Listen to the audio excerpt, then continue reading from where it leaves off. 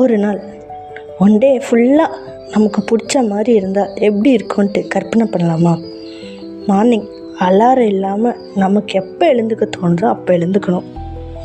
எழுந்த உடனே பெட்டில் சைடில் சுட சுட ஃபில்டர் காஃபி குடித்து முடிச்சிட்டு உடனே ஹாட் வாட்டர் ரெடியாக இருக்குது.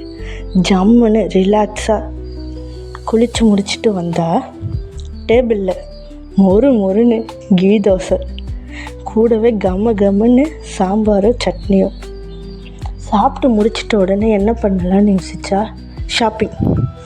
ரொம்ப டேஸாக தனியாக போகணுன்னு நினச்ச ஷாப்பிங் மால் இல்லைனா ஒரு ட்ரெஸ் ஷாப். இன்றைக்கி ஒரு நாள் எவ்வளோ ட்ரெஸ்ஸு வேணால் எடுத்துக்கலாம், எந்த ரேட்டுக்கு வேணால் எடுத்துக்கலாம்.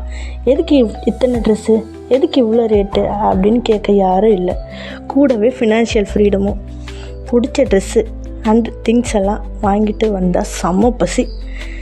வீட்டில் நமக்கு பிடிச்ச கடையிலேருந்து வாங்கின சிக்கன் பிரியாணி வித் 65, கூடவே ஜில்லுன்னு லெமன் சோடா.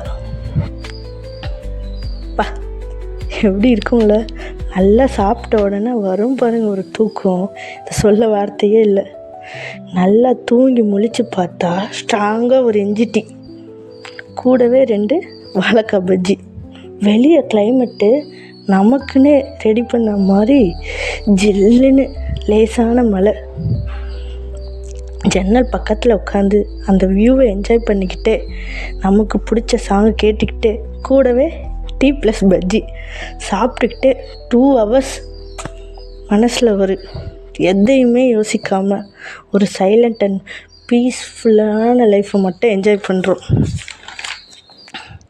இதோட முடியல.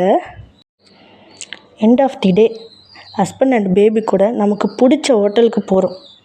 மெனு கார்டு வாங்கி ஃபஸ்ட் டைம் ரேட்டு பார்க்காம பிடிச்ச டிஷ்ஷை ஆர்ட்ரு பண்ணி கதை பேசிக்கிட்டே சாப்பிட்டு முடிச்சுட்டு வீட்டுக்கு வந்தால் எப்படிப்பட்ட ஒரு நாள்!